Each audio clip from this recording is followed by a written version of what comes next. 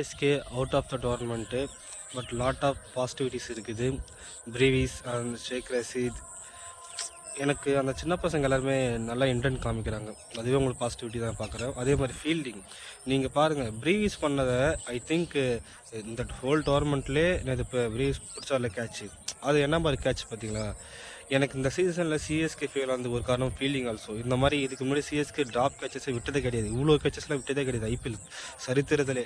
ஆனால் நேற்று அவர் பிடிச்சாரு பார்த்தீங்களா, அந்த சின்ன பசங்கன்றது அதுதான் மிஸ் ஆகுதோ சிஎஸ்கேல எனக்கு தோணுது. அண்டு இந்த ஒரு விஷயத்த நான் சொல்கிறேன், நீங்கள் கமெண்ட்டில் சொல்லுங்கள். அந்த ஸ்கவுட்டிங் டீம், அஸ்வின் யூடியூப் சேனலில் கூட ஒருத்தர் சொல்லியிருப்பார், நான் தான் வந்துட்டு சிஎஸ்கேவுடைய ஸ்கவுட்டிங் டீம் பார்க்குறேன், நான் தான் போய் செலக்ட் பண்ணுவேன், அங்கே போய் ஸ்டேட்ஸாக போயிட்டு செலக்ட் பண்ணுவேன். அந்த மாதிரி ஒரு அஞ்சு பிளேயர்ஸ் வந்து செலக்ட் பண்ணி கொடுத்துருக்காரு. அந்த 5 பிளேயர்ஸுமே ஐபிஎல்லில் பர்ஃபார்மன்ஸ் பண்ணுறவங்க. ஸ்வஸ்திக் சிக்காரா, பிரியா நாரிஷா, விக்ரம் ராஜ், அப்புறம் வந்துட்டு அந்த அங்கித் வர்மா, அப்புறம் இன்னொரு பிளேயர் சொல்லியிருந்தாரு, ஞாபகம் எனக்கு. இவங்கெல்லாம் எல்லாருமே பர்ஃபார்மன்ஸ் பண்ணுறவங்க தான் ஐபிஎல்ல. அங்கே எதுவும் மிஸ் பண்ணிட்டாங்களோ, ஒரு வேளை வந்துட்டு ருத்ராஜோடைய ஓவர் ஸ்டைலால் மும்பை பிளேயர்ஸ் அதிகமாக எடுத்துட்டாங்களோ, முகேஷ் சௌத்ரி, திரிபாதி, தீபக் ஹூடா. இது வந்து டோனியோட டீம் கிடையாது. இது அவர் இருக்கிற டீம் வச்சு மேனேஜ் பண்ணுறாரு, அவ்வளோதான். எனக்கு தெரிஞ்ச நெக்ஸ்ட் சீசன் டோனி ஆடுவாரா என்னன்னு தெரியல. சுரேஷ் ரெய்னா வந்துட்டு டோனி ஆடுவார்னு தான் சொல்லியிருக்காரு.